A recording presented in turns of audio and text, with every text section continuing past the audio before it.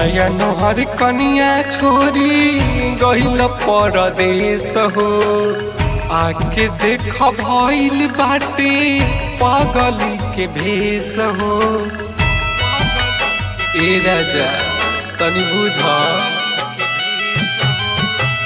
नया नोहर कनिया छोरी गइल परदेस हो।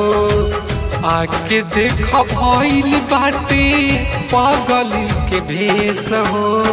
याद के रोत बनी याद के रोत बनी रोज रोज भोर में बह जाता कजरा मनमु आँखी के लोर से बह जाता कजरा मनमु आँखी के लोर से।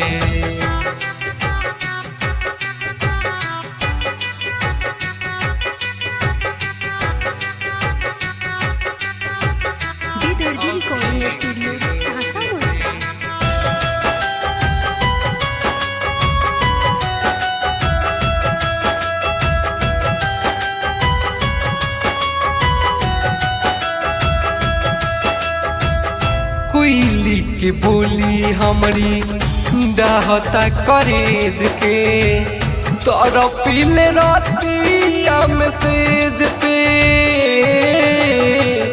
चलिया बघरे राजा छोरी के नौकरिया राह देखी बैठी रोज मेज पे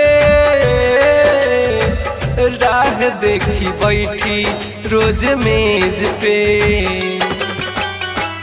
छोरी के गइला काहे छोरी के गइला काहे शहर के सुर में बह जाता कजरा मनमु आँखी के लोर से बह जाता कजरा मनमु आँखी के लोर से।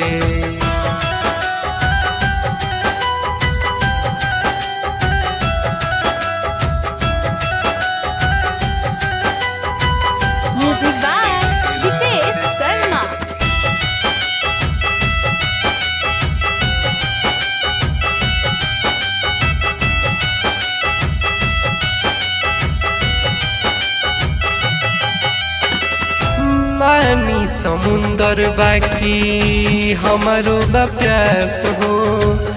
बतिया के बुझा बाटे खास हो। गुडू राजा नहीं कर तू नादानी होता बिछौना रोज नास होता बिछौना रोज नास हो। याद पहिला राती चुमली हल ठोर में बह जाता कजरा मनमु आँखी के लोर से बह जाता कजरा मनमु आँखी के लोर से।